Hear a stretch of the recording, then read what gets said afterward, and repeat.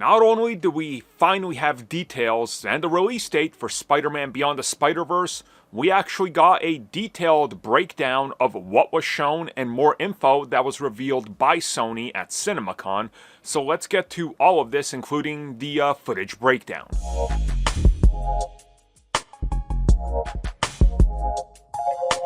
So obviously I didn't talk about this when it dropped because April Fool's Day, and you guys know that's like Christmas around these here parts. So yeah, I was like, you gotta wait a little bit. So that's why I'm talking about it now. Not that I'm not excited, as some people were trying to suggest, or that I'm ignoring this film. Why would I ignore like one of the best Spider-Man films and animated film series of all time? I don't get that logic, but here we go. So let's get into what was said. Obviously, we know that the film is coming at us, unfortunately, on June 4th of 27.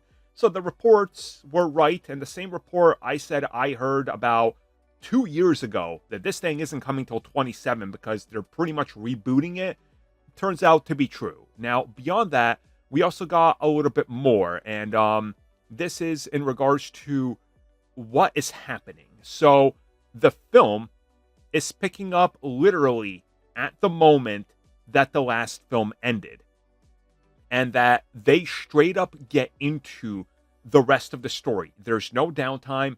It's literally like part 1 and part 2, more or less, which again is great.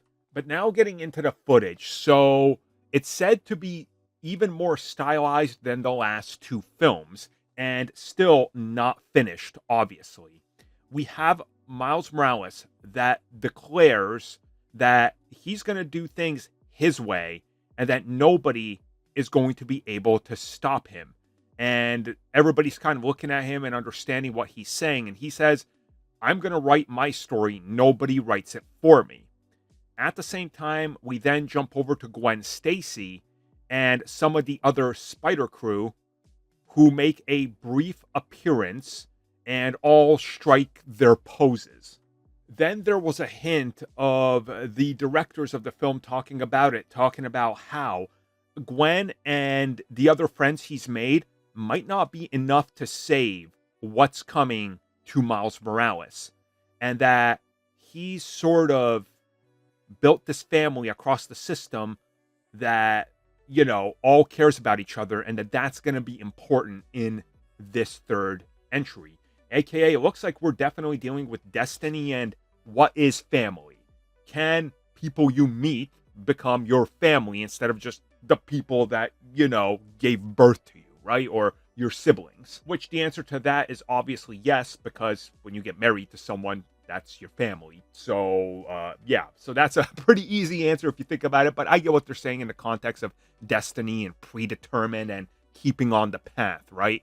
So after that, they showed a couple of those pictures that they revealed publicly, but they also had some that were exclusive for that specific showing at CinemaCon, teasing what comes next and saying that there's a lot of unexpected twists and turns we are not ready for, but they wouldn't commit to anything outside of the actor who plays Jefferson saying that there's definitely going to be emotional gut punches, twists and turns that, again, we're not expecting. So it's sounding pretty epic overall from what they're hyping up. And the first film was, in my opinion, a masterpiece. I love the second film. I still think the first one is superior, but I'm super hyped for more. And just hearing them all hype it up, give them their time, give the animators time. Let's make sure that this is a perfect conclusion to what might end up being one of the best trilogies ever.